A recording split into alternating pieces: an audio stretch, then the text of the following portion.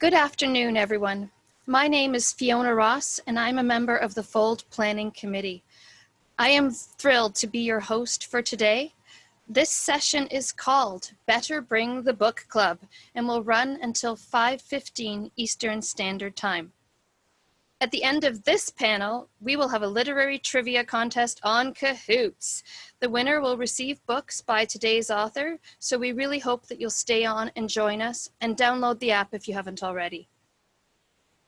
We are also pleased to offer closed captioning technology for today's session and for all the sessions we are running this weekend at the Fold.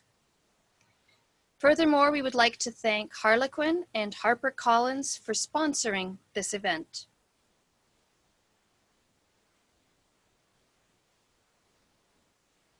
Our festival typically takes place on the ancestral, traditional, and unceded Indigenous territories of the Mississaugas of the Credit First Nation and the traditional homeland of the Wendat, Anishinaabe, and Haudenosaunee nations. As a festival, we are continuously dedicated to increasing our awareness, understanding, and conscientious action on this land. If you are joining us today and you are not Indigenous, we would like to encourage you to think about and explore stories written by the first inhabitants of the place where you are living. We invite you to consider this question along with us. How can you embrace the role of listener and learner as you explore matters related to reconciliation and the land that you live on? This is a virtual space that is meant to be safe for all guests and panelists. We have closed the chat function to avoid disruption, but feel free to use the question and answer box, which you will see at the bottom or the top of your screen, to ask questions of today's panelists. If you are joining by phone, we are also checking Twitter throughout the event for questions from the audience using the hashtag Fold2020.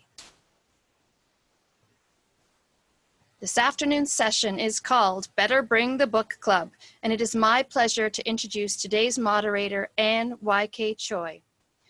Anne is a writer whose novel, Kay's Lucky Coin Variety, was excellent. She is also the author of a picture book this coming fall and the co-founder of the Authors Book Club.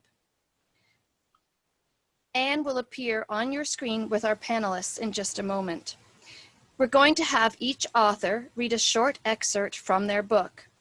If there are any glitches during the readings or at any point during the event, please hold tight and log back in. We will also post updates on our Twitter page as well. Once the session is over, I'll come back with a few final housekeeping items. For now, please enjoy the readings by Mona Awad, Sheena Kamal, Adnan Khan, and Sonia Lally.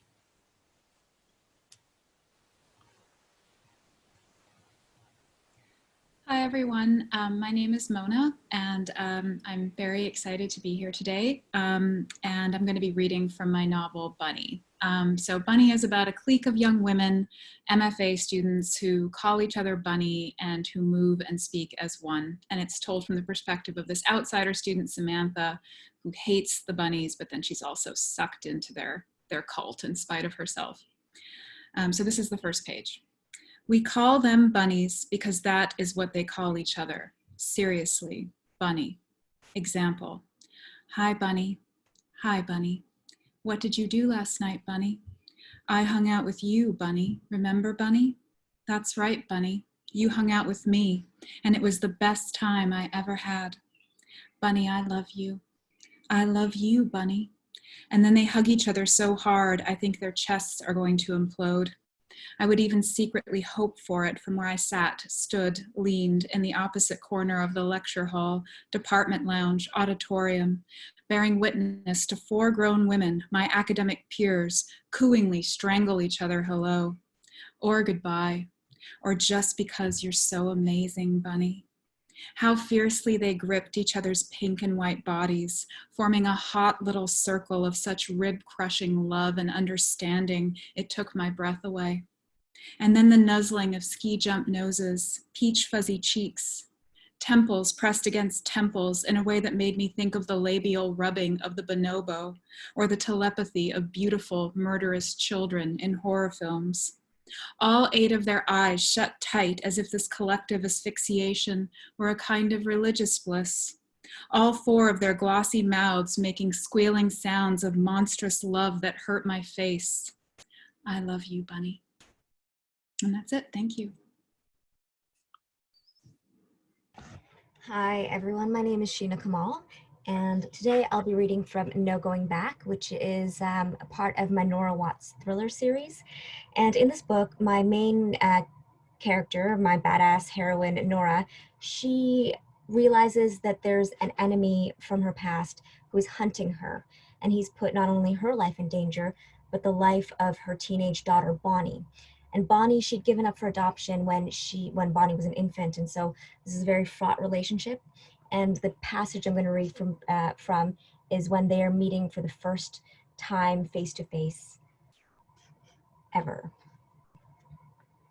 Well, not ever, you know what I mean. Her voice low with urgency, she tells me about the tattoo she remembers from the time she was kidnapped over a year ago. I can't get it out of my head. I draw it all the time. It makes me feel like I did back then, when they took me. Like someone's always watching, she says. Have you told your parents about this? She shakes her head. No, it's just a feeling, right? I don't want to freak my mom out. She's scared, but doesn't want anyone else to be. This caution, the instinct for silence, I guess there must be some connection between us after all. All my hopes of what this reunion could be fall away, and now I'm scared too, though my fear means almost nothing. I've lived with it for far too long. It has made a home inside me, and I've come to expect it.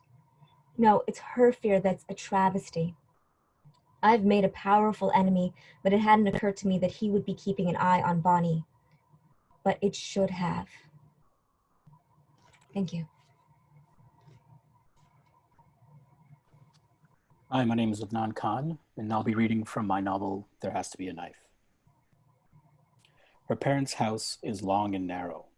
2 windows up top, 2 windows on the main floor, and a tiny crack of chimney on the right side. A kid's drawing, a puff of smoke. Their lawn is brown-green and cut badly, short near the roadside, but tufted near the windows. 1-car drive with a black Lexus that I squeeze past. The wooden gate to the back has no clasp. It swings lightly. The side window over the kitchen seems like a good entry point. The motion detector light near the side door comes on. I wait. My breath in the air, and I'm sure there's a raccoon somewhere I can't see. No shadows, no movements. I move again. The kitchen window looks large enough to fit me. I look around for something to stand on. The light has gone off, but when I move, it pops back on. I convince myself that nothing will happen. It's okay. It's cool. I flip over the empty recycling box and look at the window, a small wooden block in place to prevent it from being opened. It has not been slotted correctly, and with a little nudge, I could move it, but it'll fall into the sink and make a noise that will travel upstairs. I watched a few YouTube videos on lockpicking. I don't want to break the window or cut the mesh.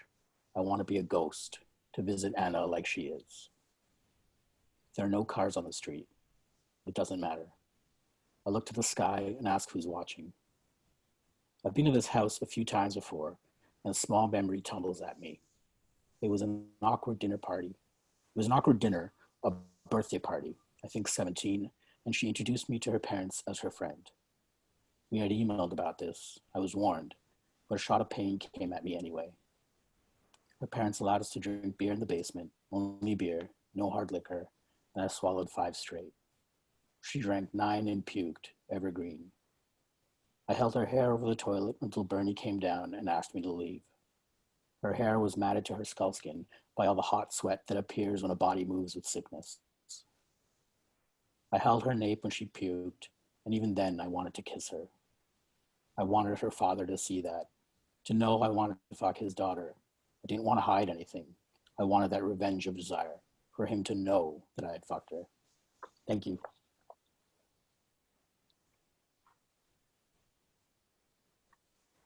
Hi everyone, my name is Sonia Lawley and I'll be reading from my second novel, Grown Up Pose. It's a women's fiction novel and it's about a strong brown woman who is very flawed and she wants to find herself and find love. Anu relaxed her hands, only then realizing they were clenched. Neil and I were discussing how Anu's got herself a new boyfriend. Anu's stomach dropped. He was telling on her to his mother? Already, she asked. Is it that white man?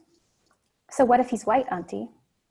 Priya's cheeks flushed, and immediately Anu felt regret. She was not usually so vocal with her opinions.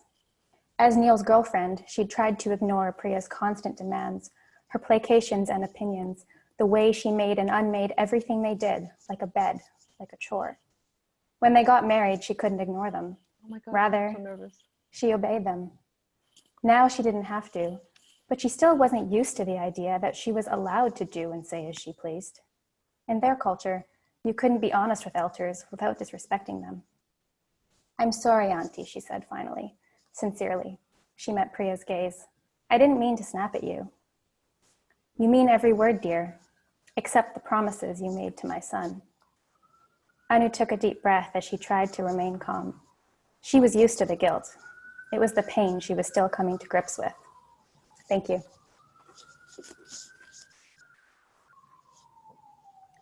So welcome everyone to the full session, Better Bring the Book Club.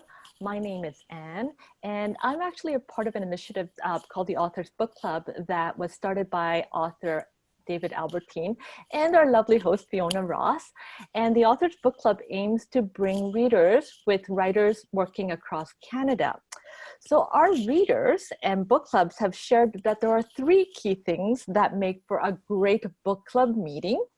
And that is good company, because quite often when you get together with book clubs, it's not just about the books, it's also about spending social time together. A wonderful book that allows for rich discussions.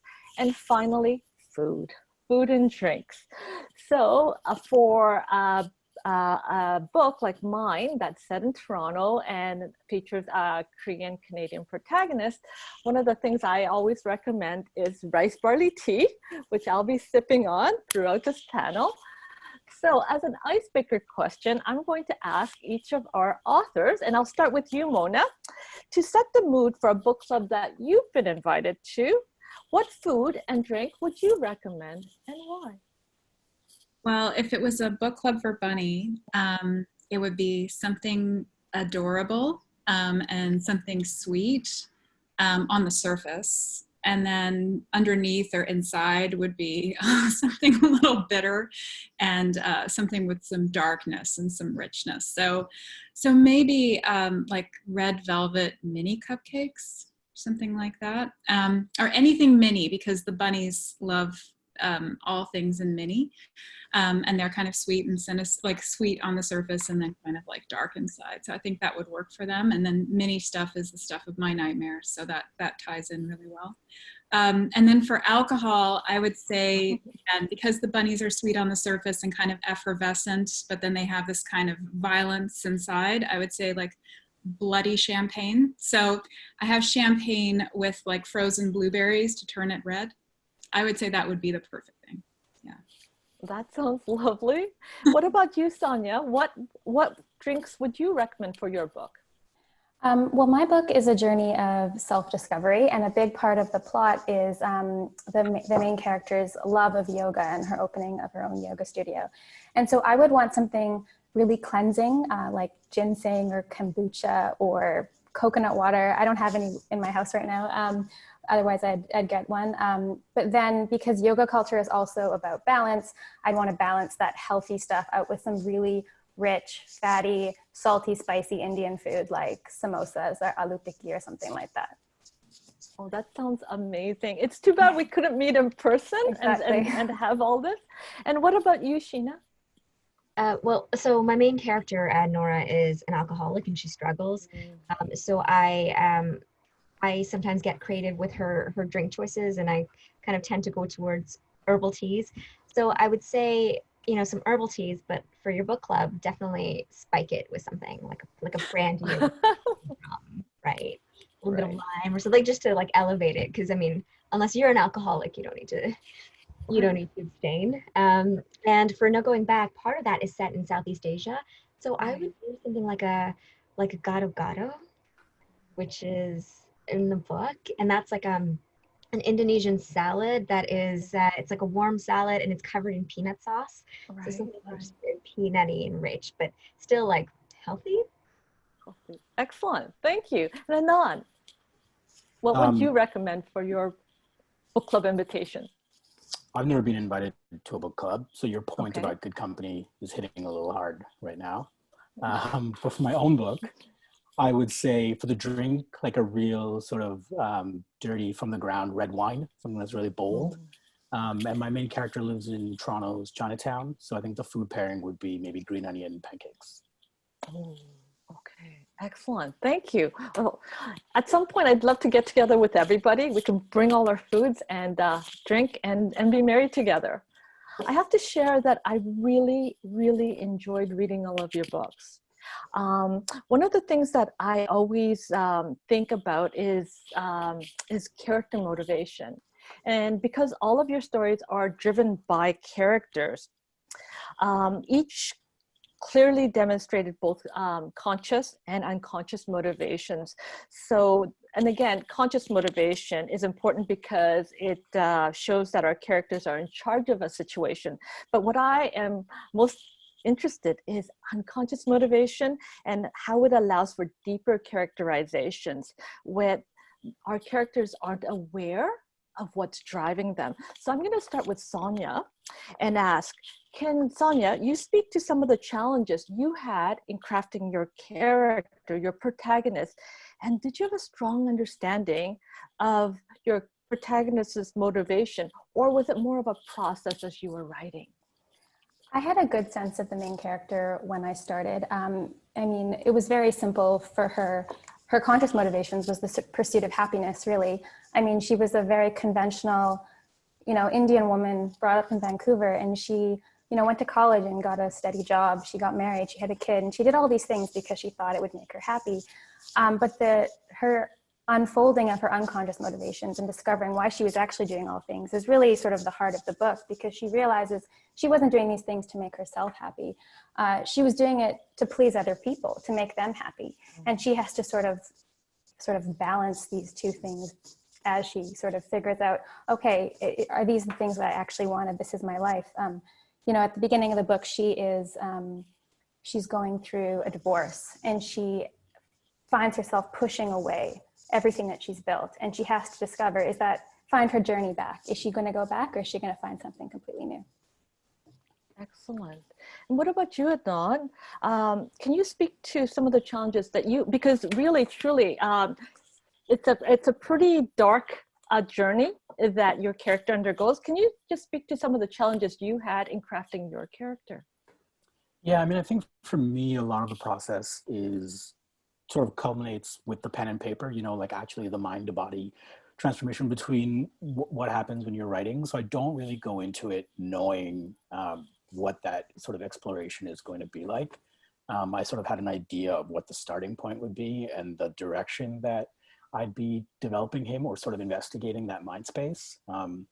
Obviously that is kind of fraught with a lot of stops and starts and rewriting and things like that.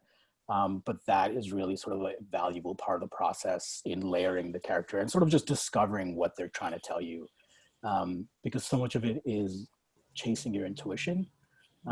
So for me, it's a big deal to let that happen and then let the analytical side of your brain sort of take over.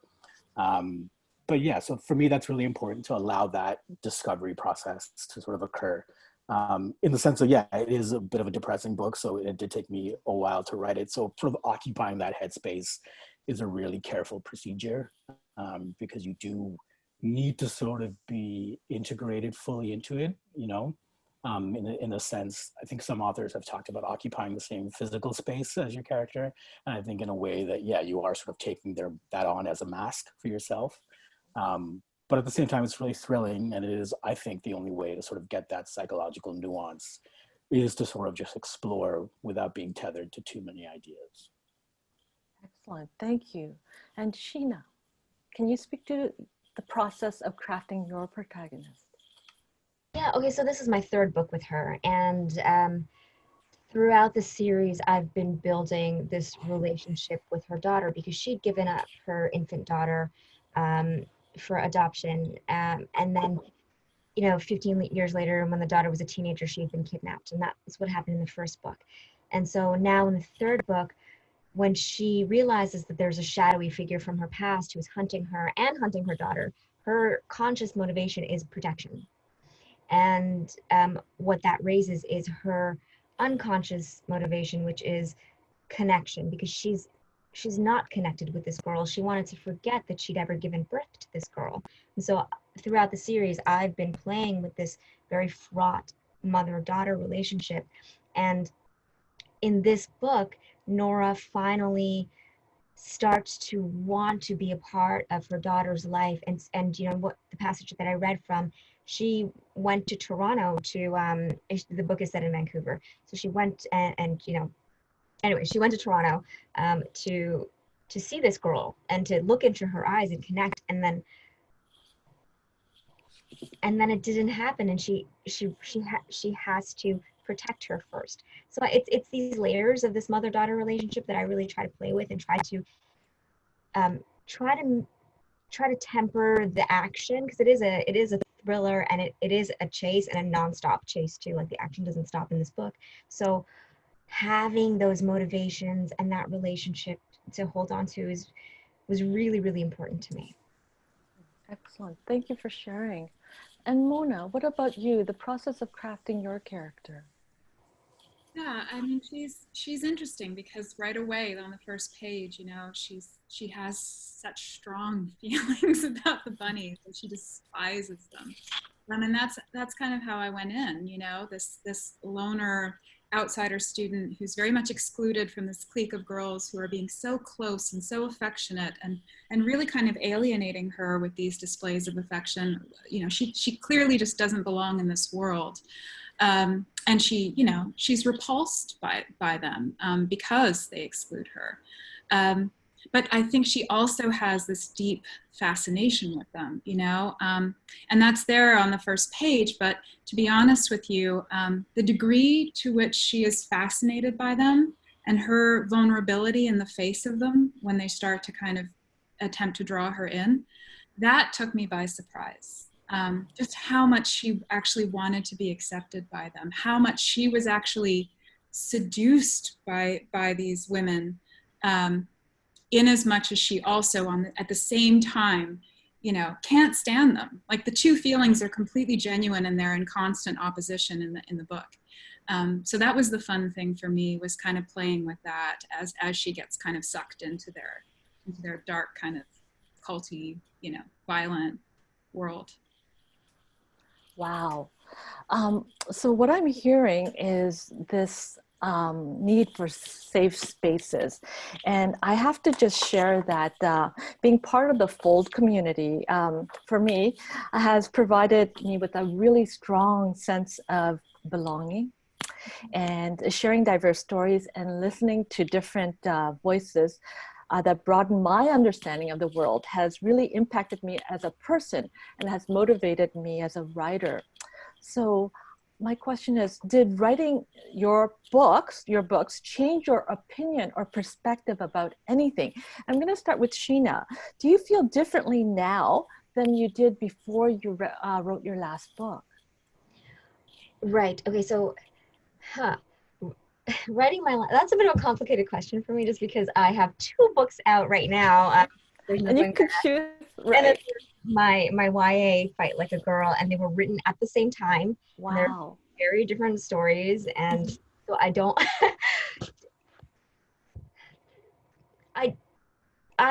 I'm constantly changing. I'm constantly trying to understand myself through my work. I think, and I feel through my characters. I used to be an actor, and I'm not anymore. Sadly, I really miss it. But I love that process of putting yourself into someone else's lenses, and trying to experience the world in that way. So, so yeah. I mean, gosh, I hope I'm like more mature, you know, and sophisticated and chic and all that stuff. But I don't you know, I think it's just a journey, and actually, like, just going through the journey by writing these books helps me process the things that are in front of me right at that. Right. And not, when I was reading your book, I felt like I was going through a journey as a reader. I'm curious about has anything changed for you now that the book is done, that you've gone through this whole writing journey as the writer, as the author? I mean, there's a sense of release. I mean, I think there was an intense preoccupation with certain sort of aesthetic objectives and, you know, whatever I wanted to explore in the book. It's kind of hard to say because I haven't read the book since I filed it. And I haven't wanted to look at it because it still feels simultaneously a little bit too close, but a little bit too far away. So I don't know if I'll ever reread it and what kind of sense that would give me. But no, it feels kind of like a project is done. Personally, I don't know that there's been any sort of development in terms of how I've changed, but certainly in how I approach writing. And when I look at my next project, I sort of know like, okay, these are things I've sort of engaged with, and maybe there's another set of concerns that I might want to explore now. Interesting. And what about you, Mona? It's interesting, I think. I mean, I think writing books always does change me, just like reading books changes me. And that's what I love about them. I was listening to David Sedaris talk about Miranda July's story, Roy's Spivey, and he says that the story made him a different person at the end. When he come to the end of it, he felt like he was a different person. And that's why I read, you know, because it just can do that. It actually has the capacity to change you. And I think that writing my books does that too. Writing fiction does that too, but I'm not sure I can articulate how I'm changed. I know for sure that I've moved through something. Like usually my books come from like a place of pain or anger or some kind of like darkness that I feel. And then the book kind of allows me to give expression to that thing that was inexpressible, that was kind of like all knotted up in my heart. And then when I come to the end of writing it, I do feel a kind of peace and emptiness that maybe I didn't have before. But there's also a kind of loss that comes with that, like a kind of weird emptiness that you have when you're not in that world and dreaming it anymore. So that's kind of when readers come in, and it's just so nice to hear their experience of it, because then you can kind of, it starts to feel alive again and starts to feel like, oh, okay, there are other people who are kind of engaging with this, and it's still out there. So yeah, it's kind of a weird thing because you can't necessarily articulate the change, but you know something has changed. Actually, that's a really good way of putting it. And Sonia, what about you? Because your protagonist certainly goes through a big life-changing journey. Do you feel you've changed, or where have you landed after the book has been published? Not for this book in particular, but I think my motivations for writing at all has changed since I published my first book last year. When I started writing, it was from a place of, you know what, I love romantic comedies. I love love, but I have never really seen, except for Bend It Like Beckham 15 years ago, I have never really seen myself or my experiences on screen or in books or in art in any way until recently. And so I came from a place of wanting to write the book that I've always wanted to read, you know, brown women and their complicated family and their drama and their experiences sort of going out and making mistakes. And so the conversation and, you know, diversity and inclusiveness in publishing has just changed so much in the past 5 years since I started. And it's so freeing actually to not be, to feel like I have this burden of representing all South Asian women, because we're all very different, other than the fact that we all have, you know, mostly black hair. So it's just, it's very freeing. And I don't feel like I'm writing from a place of wanting to be, okay, I need to write a brown rom-com so other brown girls can feel represented. I want to write because I like writing, because I like love and all that kind of stuff. Wonderful. Actually, that's the, and again, as an educator, I think one of the things I loved about reading all your books was just how rich, like I really felt the works represented Canada. And for the first time to be reading books where, because I have to confess, for the longest time, my default was always, if I read in a book, the man walked across the street, I always just assumed that that man was white. And it's reading these books where it's actually now, I think it was in Anand's book, it's like the white man walked across the street. And so things are changing. And I have to say, as an educator, that's extremely exciting for me. Another question I had was, many authors work their personal interests into stories. Like, for example, an author who is an avid gardener will have a character who's a gardener. So now I'd be interested to know, and I think this is one of the best parts of being a moderator, you get to ask the questions you want to ask the authors. So I'm curious, did you work any of your interests or quirks or anything into your works, into your books? And if so, could you provide us with an example?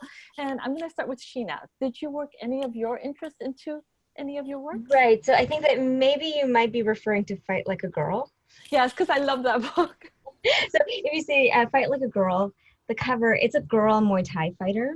She's in the ring right there, and I freaking love this cover. So Muay Thai is an interest of mine. I've been training it on and off for about 12 years. And a friend of mine has a Muay Thai gym in Toronto called Southside Muay Thai, and I've been training there for quite a while. I'm not great at it or anything, but I love it. And so I really wanted to. That book is set in Scarborough. It's very multicultural. It looks at this girl fighter who has a very difficult home life, and she uses fighting as an escape, and she's obsessed with it like I am. So actually I went to I just got back earlier this year from Thailand. I spent 2 months there training Muay Thai at this like fighter camp. And it was the best experience ever, and I'm writing something else about that as well. So I definitely, especially when it comes to that sport, I definitely work that into you know, the stuff that I'm writing. With the Nora series, she's really Nora is very badass, you know, kind of lady, and she scares me a little bit, and so like she is completely like a product of my imagination in a lot of ways. But definitely Fight Like a Girl is based on my extreme obsession with Muay Thai and fighting and fighters. And that's, I guess, why, because the details, everything is just spot on and fascinating.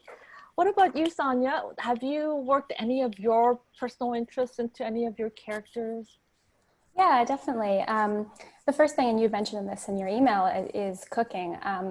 Cooking is a huge part of both my books. The main characters connect with their family in that way, and that's definitely something that I do. I mean, I don't really speak any of my mother tongues. My parents were from different religions, different parts of India, spoke different languages, and I felt kind of torn between that. And so cooking was a way for me to sort of hold on to my culture and for me to feel connected.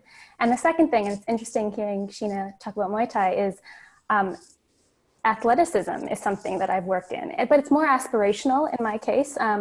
In my first book, The Matchmaker's List, the main character, Rana, she's a really good basketball player. And while I like basketball, I got cut from the senior basketball team in high school. So that sort of storyline was sort of like righting that wrong in life, even though I deserved to be cut, I wasn't that good.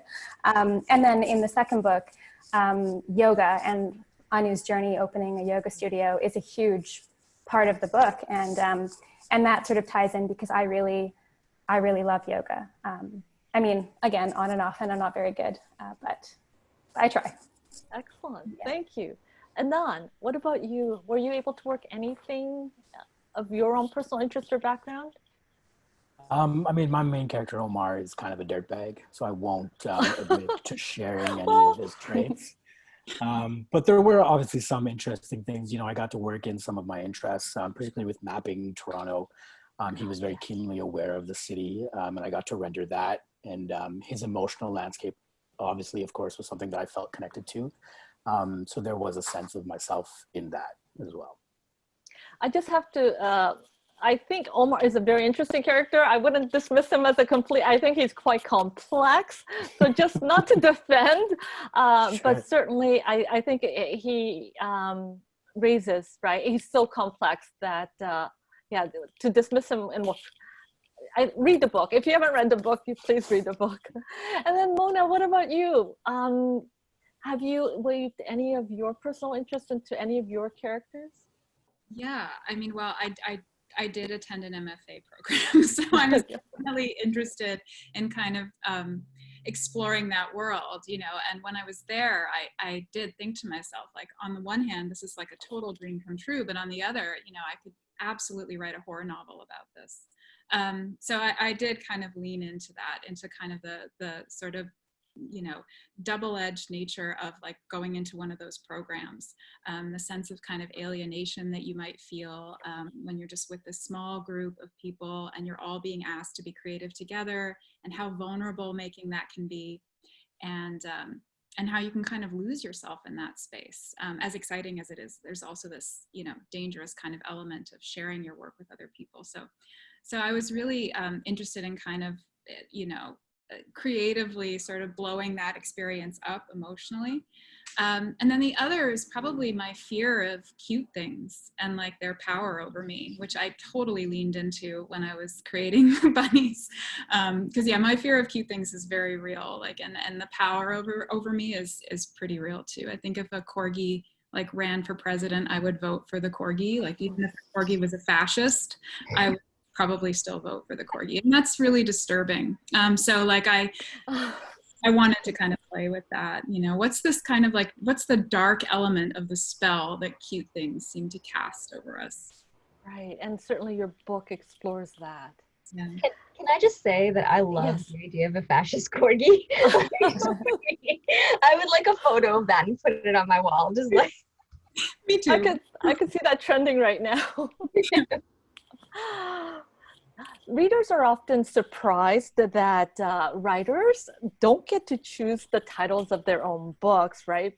That frequently this is done by editors or marketing.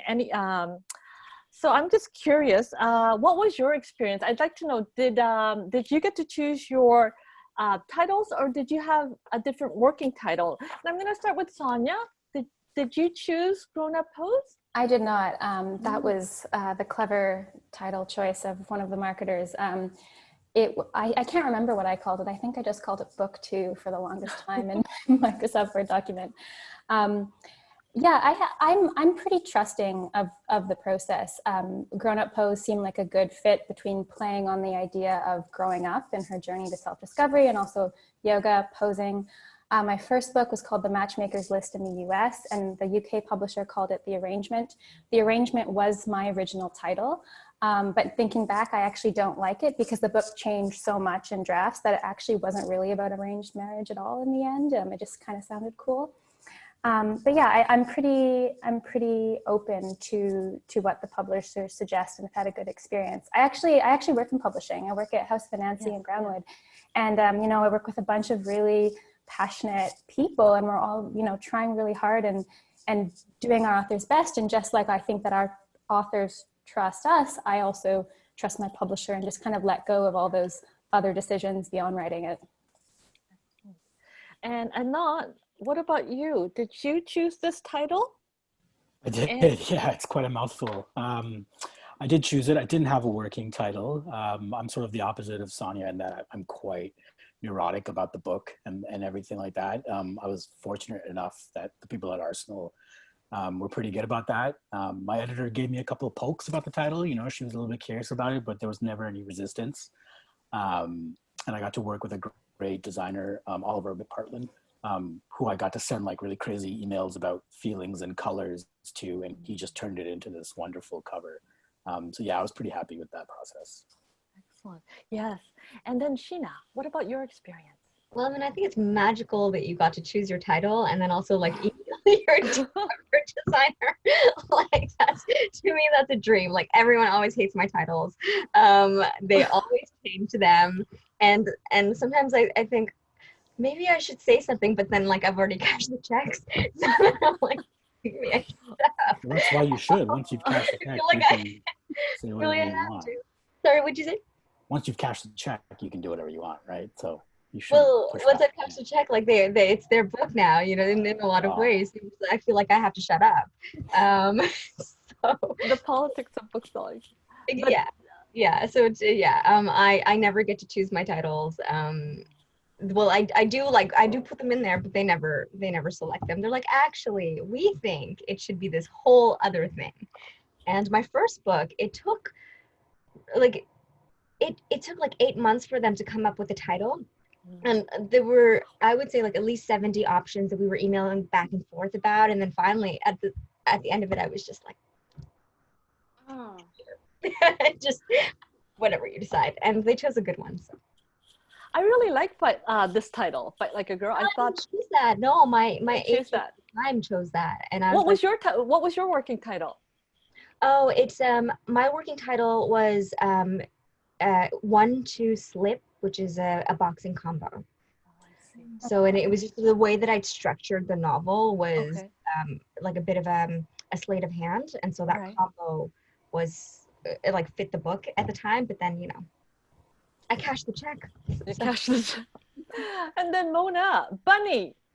Yeah, it was always Bunny. I mean, from like the very beginning. I think it was Bunny before I even started writing Bunny. Like it was Bunny in my head.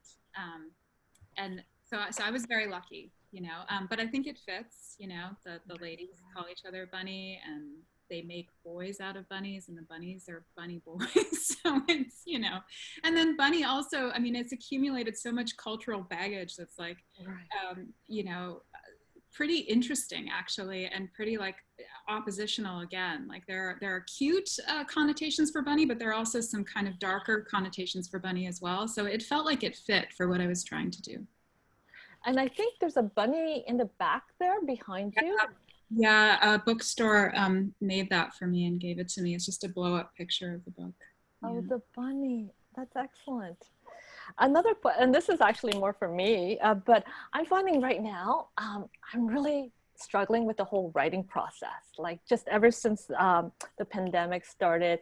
And I'm sometimes even struggling with just the reading. So I'm curious, could you please give us a little bit of a glimpse into your writing process before we went into our current situation and our realities with social distancing?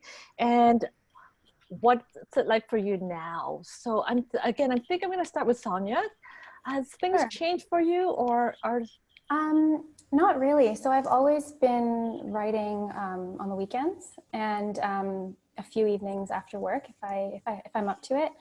And I write right here at the kitchen table. It's a pretty simple process, and I think that having short blocks of time is actually helpful, and it forces me to focus. I had a friend in university who just was one of these persons that did everything, and he used to say, study smarter, not harder. Study smarter, not harder. And I sort of applied that to writing, So, if I have 2 hours ahead of me and I don't feel like writing, I force myself to sit there anyway. And, maybe I'm not writing something new, but I'm editing or I'm researching, and I always try and use the time. And now I find that even though I do have more time because I don't have a commute and, there's no social engagements or anything like that, I'm actually not writing any more than before because I'm still sort of used to that short blocks of time. And if I have more time, I don't necessarily use it wisely. What about you, Mona? What's it like for you these days?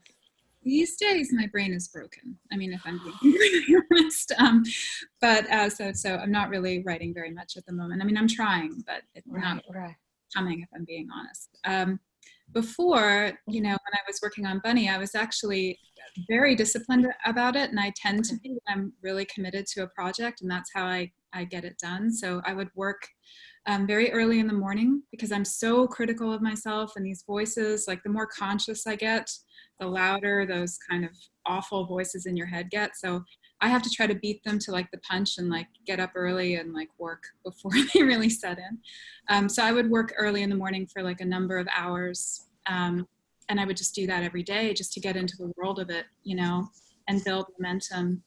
And I wrote it right here every morning until I was finished. It took like 3 months to do that first draft.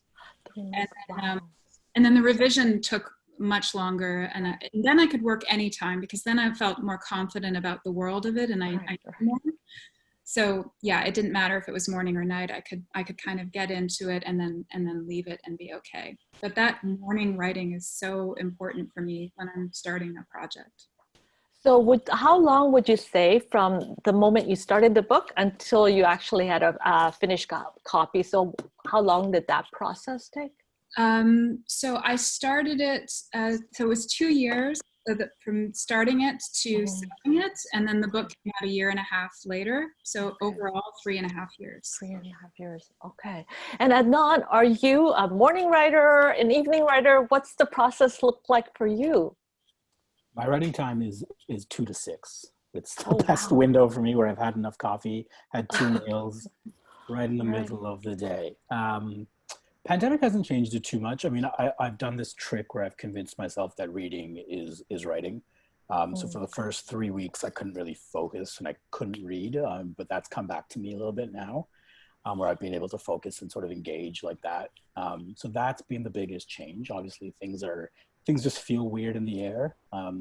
So that has an effect. I think I'm leaning more towards horror and things like that. I think because they replicate what's going on around me, that sense of sort of paranoia or oddness, eeriness in the air. But yeah, traditionally I write at the library, and I don't, like everyone, I sort of make it work around my schedule. The more intense period I'm in, the more I make my life work around my writing. So yeah, I'm lucky that I've been quite flexible about it. Okay. And what about you, Sheena? Yeah, I mean, so generally I work in the mornings. Immediately, so before the pandemic happened, I knew that I would have 2 books out within a month of each other, and it was going to be crazy for me regardless. So and when I was in Thailand, I was just writing and training, writing and training. It was a great schedule, and training is one of those things that, and exercise actually plays a really big role in how much I produce and how I feel about what I what I produce, because Muay Thai is so intense. You can't be in writer. You can't have writer anxiety, when you're sparring or when you're like doing drills and stuff. So it's something that I used to help me get 2 projects on the page, and they're in rough draft form, and then the pandemic happened and I had to promote, and now I should be editing, and I have new agents and they're expecting some stuff from me, and I'm just like like Mona said, my brain is broken. I Oh, I am not sure that I have quite the clarity that is required to edit a project. And especially since I write thrillers, that the right, pacing needs to be on. You need to end chapters in a certain kind of way. Like right. you can't have fits of fancy necessarily, or you have to be very selective about it. So until I have that clarity, I'm not comfortable showing the work. But the work is there. Okay, It's me getting to a point where I can edit it. okay, excellent. I know, Anon, you shared that you have yet to do a book club visit yet, but I'm actually curious from the rest of the panelists if you have any interesting stories from any book club visits that you are comfortable sharing with everyone. I'm going to start with Mona and see if Mona has any stories that she is open to sharing. Yeah. Well, I visited a group of female lawyers in Toronto. They had me come and talk with them about 13 Ways of Looking at a Fat Girl, which is my first novel. And it was very interesting, actually, because the woman who selected it was clearly like a fan of the book. But I think that book, I mean, that book, generally speaking, polarized a lot of people. And that was certainly like the case among these women. So, it was intense for me. Like people were what was cool, I have to say. I love that the book polarized people. I think that, that excites me when books do that. And so I was proud of the fact that 13 Ways did that. But it's really interesting to hear people's kind of unfiltered experiences of reading. And in a book club scenario, people are far more likely to share that than they would be in other venues.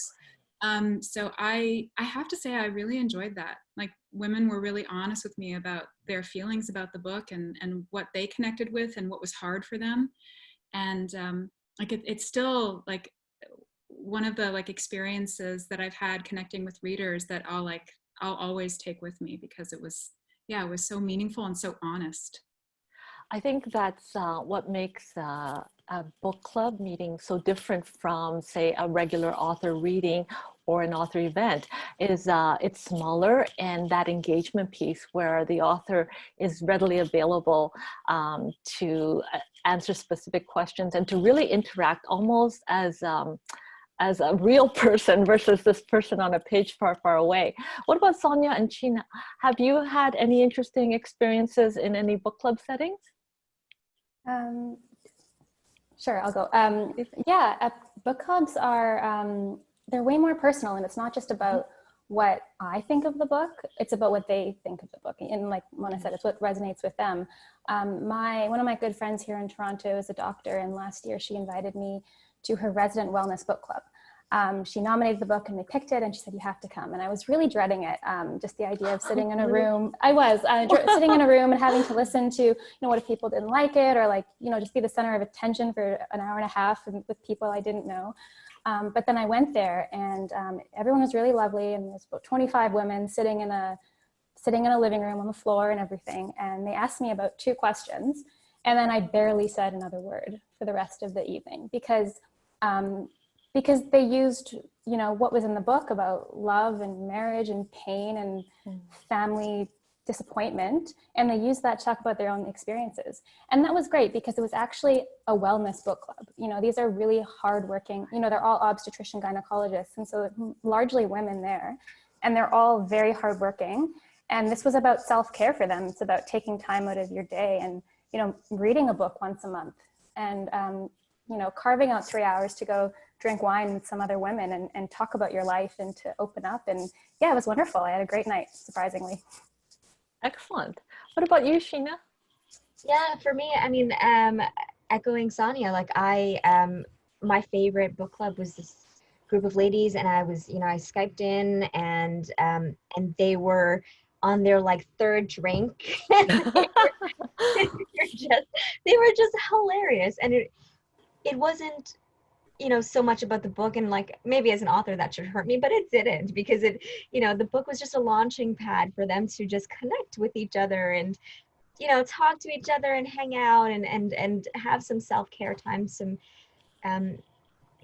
just community, to have a community. And I think that's the best thing ever, right? Because I, as much as I love to talk about myself in my books, really, I think that book clubs are really about, connection with people in life, right? And I love that about it. I wish someone would invite me to their book club to just be part of it. I could probably figure out a way to do that myself.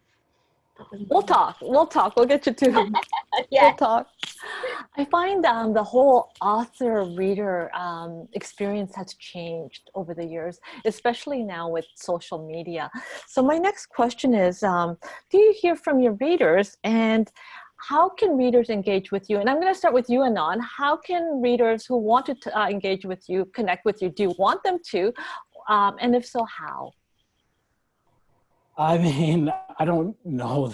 It's weird to ask if I want them to, but sometimes I get odd emails from people who maybe I know when they think maybe I've written about them. Of course. So that's always fun. But generally, over email or Twitter, who took You're it on Twitter, my Twitter handle, and that's sort of where I put my professional face. But it's a weird relationship. Obviously, now there's a lot more pressure on the author to be sort of front-facing and to offer a lot of insight into their work. Insight that I don't think always helps. I think it's kind of cool when a reader brings their own perspective to your work and maybe reads it in a way that you hadn't quote unquote intended, because I don't know that intentionality matters so much when the reader is the one finishing your book. So personally, I wish I could just be a ghost and just, allow the work to stand for itself. I know that that's not how the infrastructure is set up anymore, and that we sort of have to be there. We have to be engaging with the work and the public, which is, odd because most writers are introspective and awkward. But yeah, I think email or Twitter and things like that, when there's comments, is probably the healthiest way to do it. But yeah, it's not something that I think about too much. I just think, you don't want to get too derailed by too many different voices. It's the same thing with criticism and things like that. You want to try to be able to stay focused on the tracks that you're on. Okay, I just heard a bell. I think we are going to be moving into Q&A. question from the author, from the audience. But while we wait for the first question to pop up, can I just ask Mona very quickly, how can readers connect with you? Oh, on Twitter, Instagram, and then I have a website as well, so they can send me messages that way, and I get messages that way. I love hearing from readers and hearing how they connect with the books. Sonia? Yeah, same. I'm not really super active on Twitter, but I'm there, and Instagram is usually where I get DMs, often from South Asian women who are just like, "Wow, this book is my life," and that just makes my year and makes the hard times worth it. Excellent. And Sheena, how can readers connect with you? So Facebook, through my website, there's a contact form. You can email me, and through Instagram, which is where I mostly live when it comes to social media presence. So, yeah. I'm just looking at some of the questions right now. Okay, here's actually a question I'm going to ask Mona. A participant has asked, do people ever have reactions to your book that you're not expecting? And how do you handle it when you don't want to answer the question? Oh, man. That's a good question. That's kind of a hard question. People have responses to my books that I don't anticipate all the time. That's what makes it exciting. Like, it's just like what Adnan was saying earlier. I love that readers are the ones who kind of create kind of meanings out of the stories. Because when I'm finished writing, and I was saying this last night, I don't often know how to talk about the book. Like, I don't often understand it, really, if I'm being honest. I don't understand everything about it. I'm kind of relying on the reader to sort of connect with the story, and then they kind of have those discussions, and that's what makes it so meaningful for me. So yeah, it happens all the time, and it's the thing about writing books and connecting with readers that I love. And then as for answering questions that I don't want to answer, it depends on who it is. If it's a student, I will usually answer the question for the student. Like, usually I will, because it's a student. If it's like, I don't know, like somebody that I'm less, like, I'm a little bit more suspicious of their motives, then I might kind of like try to pivot or like, or like pull out my writer tricks, and do some like weird word pirouette in the middle of my answer. So I'm not really answering their question. I'm answering something that I'm more comfortable with. Right. You have to do that. You have to like protect yourself as absolutely. So yeah, you have to be professional. Exactly. So you kind of vet it depending on like what you sense is going on. Right. So we have another question from Diane, and it's for Sheena. Who gets to read your work before an editor gets to see it? God, almost nobody. I'm a self-taught writer. I didn't go to school for it. I went to school for political science, and so I don't have beta readers. There may be like one other. If I'm unsure about something, I'll send it to maybe a friend, but hardly ever. I just send it to my editor if the book is on contract, or I'll send it to my agent if the book is not on contract. And ultimately, I trust myself, which is my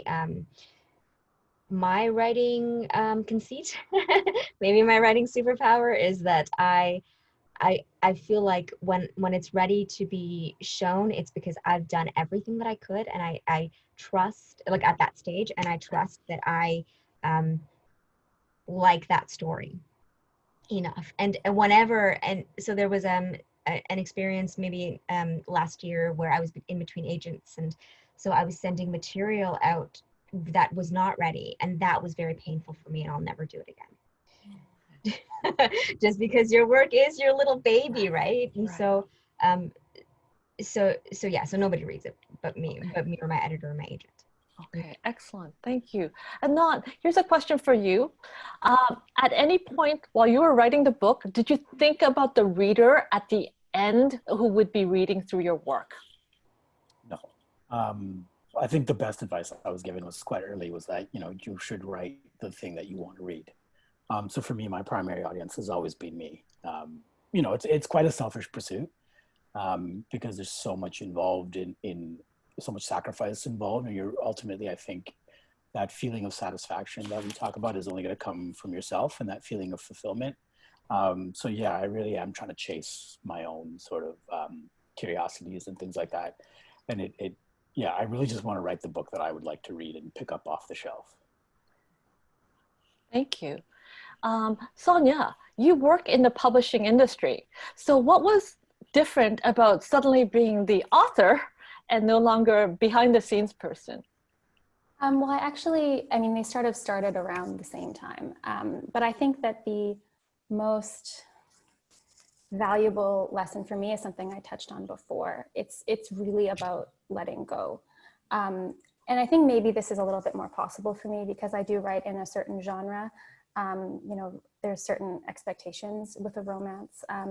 There's a 3-act structure that it has to follow. And so I think I've learned to trust the professionals a lot and say, okay, this is my story. I've created something, you know, no one can ever take that away from me. But when it becomes a book, there's like 1,000 people behind the scenes working on it and getting it into the right channels and getting it to the hands of the journalists and doing all these amazing things that luckily we don't have to think about because we focus on the story and they focus on the book. And so it's nice having those two sides. And I definitely compartmentalize. My coworkers will attest to that. Excellent, thank you. Here's another interesting question. Amanda asks, I'm wondering if any of the authors think the present pandemic conditions are going to or likely to influence or motivate the characters in any of your future books. Would anybody care to answer that? Do you think our current situation will impact any of your future characters? For me personally, I think, oh, would you? Sheena, do you want to start and then Anand can answer after? Okay, sure. Yeah, no, for me personally, I think it's too early to tell. And because I write thrillers and they tend to be, you know, a little political, right? So I'm paying quite close attention and I'm very, yeah, so maybe it will, maybe it won't, but right now I'm not sure. And so waiting to see how it plays out a little bit more is how I'm approaching it. Adnan, did you want to elaborate? Yeah, I mean, I don't know personally for me, but I just finished reading Snow by Orhan Pamuk. And in that book, it's a city called Kars that's been cut off by a snowstorm. And so that was quite an interesting setup where he used that sort of the city being cut off from the world as a conceit in the story. So certainly I think there is room for sort of COVID to be used as a literary device. I mean, you know, the isolation and things like that and a pandemic, of course. So maybe it'll creep up somewhere, but I definitely think in about a year or two, we will see a big rush of COVID related art. What about you, Sonia or Mona? Any thoughts? I'm right now, I actually have to write something that I pitched. So I'm working on it. It's a short story. And it does kind of involve the pandemic. And I think it might be too close to be really thinking about it that way right now because we're all inside it. So you know, in a lot of ways, when I normally work on a story, whatever trauma or anger or darkness or pain that I'm trying to work out, it's already happened like quite a while ago, and I have some perspective. Right. But being inside it, it's kind of it's a very weird place. Some very weird fragments, you know, of sentences are coming out right now. I think if there was more time, you know, it might be something else. But it will be what it is, and it will definitely be like a document of this time for sure. Right. Sonia, did you want to add anything to that? You know, I'm drawing on my skill of compartmentalizing, and I just handed in edits to my 3rd book, and I did not add it in because, like Mona said, I'm just not sure how I feel, and some days, every day is different, right? I think in future, I think it will come in some way if it's a romantic comedy like my previous books. You know, it might be like a lighter thing. It might be, but it's going to be something that we all carry with us in various ways, and I just don't know what that is yet. Right. A question that readers always wonder is when writers find time to write. So one reader or one participant is asking how many people on the panel work full-time as writers? 1, Oh, sorry. 2. I would say I kind of do, but I also teach. I mean, Okay. And So, I work as a writer for an organization, so it's not just for me. right. okay, okay. And Mona, I have to address this question. When Mona said her brain is broken, does she mean because of the pandemic or because of her book? Oh gosh. Well, I wrote another book that I sold that is after Bunny. So no, I think it is the pandemic. I mean, I hope it is. Geez, because yeah, I can't see this. I don't know how long I can really sustain this kind of way of being. But no, I think that's honestly what it is. Fingers crossed. And Sheena, you related to your brain feeling broken too? Yeah, but you know what? It's because I do write full time, you know, and I have a thriller series, and that was under contract, and so it was like deadlines, constant deadlines, and Fight Like a Girl actually was not under contract. It was just something that I wrote. Like, it just came out of me, and I wrote that in addition. Like, and I don't. That's like really not sustainable. The level of production that I've actually been able, what I've been able to produce in the past 5 years, I don't think is sustainable for me, and I'm kind of seeing that. But yeah, but I do write full time, and I write all the time, and I don't think that's necessarily healthy. So at this moment, I'm trying to find ways to balance a little bit more. But to get the writing done, like Mona, I do it in the morning, first thing before, you know, when the voices are fresh and helpful. And then as the day progresses, the voices are not fresh and really not helpful. So yeah, mornings definitely. Sometimes if I'm training, if I'm like doing Muay Thai or something, I have a class, I'll just do a little bit after as well. But consistency, and I think Sonia, you were talking about that as well, and Adnan as well. We all have different schedules that we kind of maintain to get the writing done. So that's helpful. I don't know if that was your question. That's okay. That's good to know. We actually have a question that came in from Adnan. Did you base your character from There Has to Be a Knife on someone you know, or is this a character, a figment from your imagination? Yeah, it was not based on someone I know, and if it was, I would not admit it. So I'll leave that. Great, great. Great answer. We have another question. So a lot of our book club members, some of them aspire to be writers. What advice would you give anyone who is a reader who wants to be a writer? And I'm going to start with Mona. Oh yeah. Okay. I would say, I mean, it's the most boring advice in the world, but definitely keep reading and read widely. And then the other thing would be to start writing and write every day if you can. Like, try to actually have a schedule, and maybe even try to be accountable to somebody. I did this with a friend once, and it was really fun. We did this writing contract that Amy Bender and her friend, Amy Bender is an American contemporary writer. She did this writing contract with a friend. You can find it on the Oprah website. And basically you find a mentor, and you're kind of accountable to that mentor every day, and you decide the amount of work that you're going to do every day. It can be hours, or it can be like a word count. And then you check in with that person every day. You have to. And you say, I did my 1,000 words, or I did my hour and a half, or I did my 3 hours. And so there's like a sense that, you're not showing your work to anybody, so it's safe, but you're also kind of like, somebody's checking in on you. And writing is so lonely. I think that can be really useful when you're starting, to feel like, okay, I'm beholden to somebody. I'm going to like be doing this every day, and I'm going to check in with them, and they're going to hold me to this. Thank you. Actually, that's really good advice. We have a question for Sheena. You said you wrote 2 books at the same time. Did you write or edit one, or did you put one aside? How did you flip back and forth between your 2 different projects? Yeah, no, so okay, so at that point I went like mad.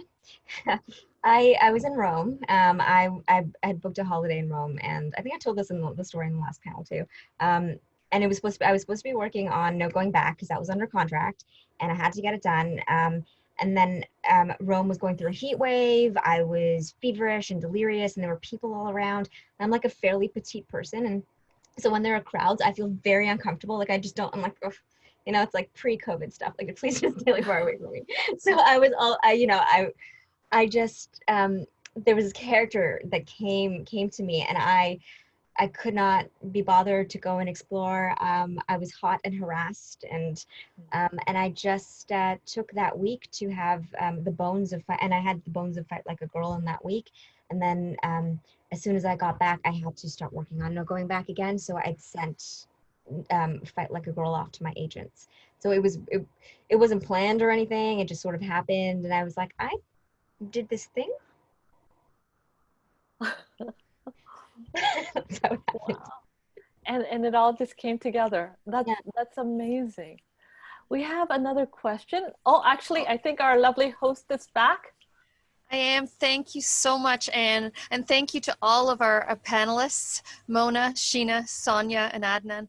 That was a fantastic discussion, and I hope everybody is, well, inspired to join a book club, to start a book club, to read a book. And I think the food and drinks, we should be planning a menu or a cookbook along this line, and we should definitely be calling it the Fascist Corgi Cookbook. So thank you so much to everybody, and to everybody else, to the audience. We would like you to stick around because we're going to transition to Cahoots Trivia, hosted by our artistic director, JL, and she is absolutely fantastic. But there's a few other notes that we would like to give you as well. So we're going to go to the Cahoots. We were asking you to once again be aware and thank our sponsors, who are Harlequin and HarperCollins, for today's sessions. We would like to also note that the Fold Book Club, or the Fold Festival, our own bookseller, is Another Story bookshop, and we would like to encourage you to order from them if you can. If you can't, we would encourage you to support your local independent bookseller. We also, of course, are sponsored by Audible, and many of our titles can be found on audible.ca. So if you would like to listen to a book instead of read it, they are a fantastic option. If you enjoyed yourself today, we are hoping you did, can we please ask you to tweet. Follow us on social media. We're also on Instagram and Facebook, and support us by doing that. That would be fantastic. We also can be found at Canada Helps, the Fold Foundation. If you would like to make a charitable donation of any amount, it would be appreciated and go to continuing the festival. We would also ask that in these difficult times, you be well and be kind to yourself and to be others, and to thank you so much for joining us today. JL is going to come on now and get those Cahoots ready. And remember that you can win books from today's authors. Thank you so much.